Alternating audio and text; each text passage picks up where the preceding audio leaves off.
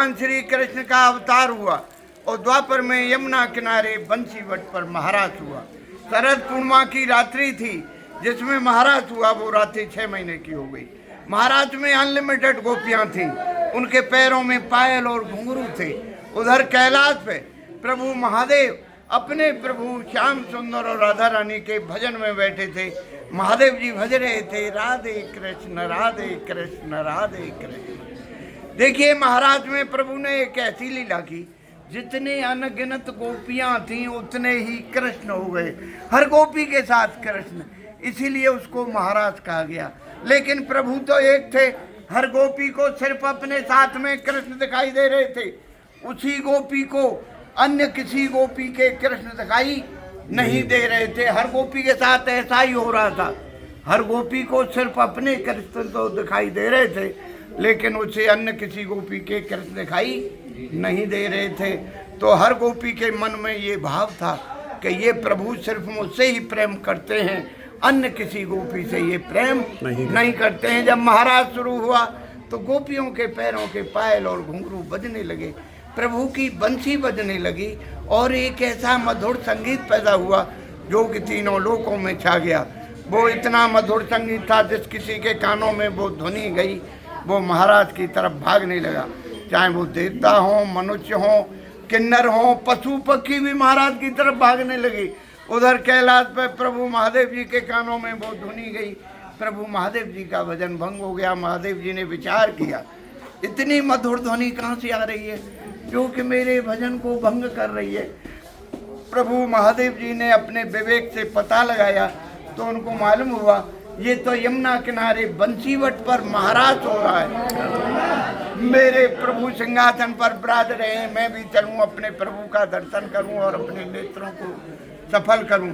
माता पार्वती और प्रभु महादेव उसी क्षण कैलाश से चल दिए और उस जगह आए जहां महाराज हो रहा था। वहां महाराज के चारों तरफ 2 गोपियां पहरा दे रही थी, ललता और विशाखा।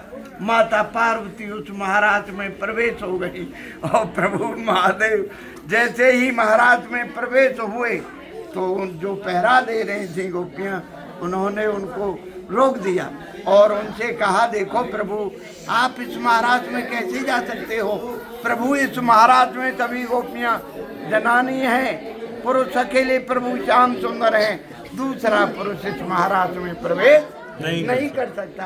महादेव जी बहुत निराश हुए और निराश होकर बोले, अरे गोपियों, मैं तो कैलाश से आया हूँ अपने प्रभु का दर्शन पाने के लिए और अपने नेत्रों को सफल करने के लिए। आप लोग मुझे कोई उपाय बताइए जिससे मैं भी प्रभु का दर्शन पा सकूं। गोपियां बोली, प्रभु बहुत आसान उपाय है, पास में यमुना जी बह रही हैं, आप वहां जाइए, यमुना जी में स्नान करिए और यमुना जी से प्रार्थना करिए कि हे यमुने मेरा गोपी रूप हो जाए। प्रभु महादेव ने यमुना जी में 3 डुबकियां लगाई और वो गोपी बन गए। जैसे ही प्रभु महादेव गोपी बने, यमुना जी ने तुरंत प्रकट होकर अपना सारा श्रृंगार दे दिया। अब प्रभु महादेव गोपी बनकर सज धज कर जैसे ही उन्होंने महाराज में प्रवेश किया, प्रभु की उन पर नजर गई तो प्रभु तुरंत सिंहासन से खड़े होकर बोले, आइए गोपीश्वरी, और बड़े आदर और सम्मान के साथ गोपी बने महादेव जी को प्रभु ने अपने बराबर सिंहासन पर बिठा लिया। ध्यान दीजिए, उसी समय से महादेव जी को गोपेश्वर महादेव के नाम से पुकारा जाता है। बोलिए गोपेश्वर महादेव की जय। लेकिन इस बात से राधा रानी रूठ गई और रूठ कर गोपियों से बोली, अरे गोपियों देखो आज हमारे प्रभु ने क्या लीला की है। आज एक नई गोपी आई है, न जाने कहाँ से आ गई है, काली कलूटी।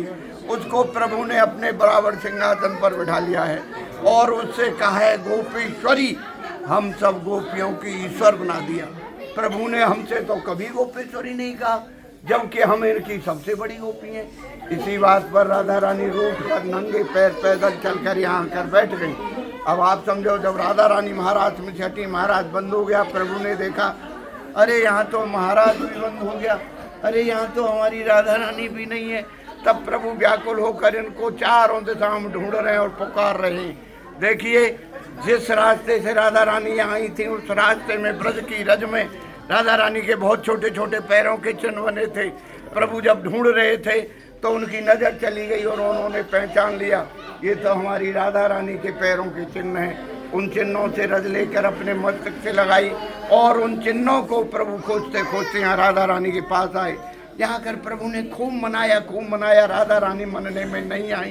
तब प्रभु इनके पैरों में पड़ गए और बोले, देखो राधे, आप गुस्सा हो गई, नाराज हो गई। वो कोई मामूली गोपी नहीं थी, कैलाश से प्रभु महादेव आए थे गोपी बनकर महाराज देखने के लिए। देखो राधे, अब आप अपनी गुस्सा छोड़ो और हमारे साथ चलो। राधा रानी बोली, प्रभु अब मैं कैसे चलूं? मैं महाराज में से नंगे पैर पैदल चल कर आई हूँ। प्रभु मेरे पैरों में छाले पड़े हैं। प्रभु मैं बहुत ज़्यादा थकी हुई हूँ। प्रभु अब मैं नहीं चल सकती। प्रभु बोले, अच्छा राधे, आपके पैरों में छाले हैं, आप नहीं चल सकती हो, ताओ हमारे कंधे बैठ जाओ। जैसे ही राधा रानी प्रभु के कंधे पे बैठने को होती हैं, प्रभु अंतर ध्यान हो जाते हैं। तब राधा रानी खूब रोती हैं, मेरे श्याम कहाँ गए, मेरे कन्हैया कहाँ गए। और राधा रानी के रोने से राधा रानी इतनी रोई कि रो रो करके ये सरोवर जो है राधा रानी के आंसुओं से भरा है। यहाँ राधा रानी ने मान किया, रूठने को मान कहते हैं और मान करने से उनके आंसुओं से सरोवर भरा है, इसी से इसको मान सरोवर कहा गया है। यहाँ प्रभु अपनी बंसी और मुकुट राधा रानी के पास छोड़कर यहाँ से प्रभु द्वारका चले गए। द्वारका में जब कभी भी आपको सौभाग्य मिले वहाँ प्रभु के दर्शन का, तो आपको वहाँ बंसी और मुकुट का दर्शन द्वारका में नहीं होगा, वहाँ आपको सुदर्शन चक्र का दर्शन होगा। और देखिए, ये बड़ी पवित्र भूमि है, तपस्या की भूमि है, प्रेम की भूमि है, भक्ति की भूमि है। जब कभी भी आपको यहाँ आने का सौभाग्य मिले तो इस सरोवर में स्नान करो, तो 5 छींटे जरूर डालिए, आचमन करिए, अपने नेत्रों से जल लगाइए। देखिए, इस महान सरोवर में स्नान करने से, राधा रानी का दर्शन करने से मनोकामनाएं पूरी होती हैं और कलयुग के कष्ट और पापों से मुक्ति मिलती है। यहाँ जो आप राधा रानी का दर्शन करते हो, ये प्राकट्य दर्शन है, स्वयंभू है। यहाँ राधा रानी भूमि में समाई हुई है। और देखिए, यहाँ पीछे मान बिहारी जी का मंदिर है, वहाँ राधा रानी को प्रभु पैर छू के मना रहे हैं, उसका दर्शन जरूर करिए। बोलिए जय जय श्री राधे, जय जय श्री राधे, जय जय श्री राधे। श्याम श्याम। आपका परिचय और थोड़ा सा महाराज जी, आप यहाँ सेवायत हैं? मैं यहाँ सेवायत हूँ। मैं पूर्व प्रधान भी रहा हूँ और यहाँ इस मंदिर का सेवायत हूँ। यहाँ गांव पिपरौली से आता हूँ मैं। ये मंदिर, मेरा नाम जगदीश प्रसाद है, गांव पिपरौली में रहने वाला हूँ। और यहाँ ये मंदिर जो है माठ तहसील में लगता है, जिला मथुरा माठ तहसील में आता है ये। और ये बड़ी पावन धरती है, ब्रज में सबसे प्राचीन जगह है ये। और यहाँ ये श्री हित हरवंश जी ने यहाँ तपस्या की थी और राधा रानी को प्रकट किया था। महाराज जी, आज राधा रानी जी तो ब्रज की अधिष्ठात्री देवी भी हैं। एक छंद में राधा रानी के समक्ष आपके सामने। ब्रज की अनुपम महारानी है, ब्रज ताज धरे राधा रानी। ब्रज की अनुपम महारानी है, ब्रज ताज धरे राधा रानी। ब्रजराज दुलारी प्यारी सी, सब काज करे राधा रानी। प्रेमी भक्तन के हृदय कमल, रस रंग भरे राधा रानी। जिनको कहीं चैन नहीं जग में, तिन कष्ट हरे राधा रानी। बोले राधा रानी की जय।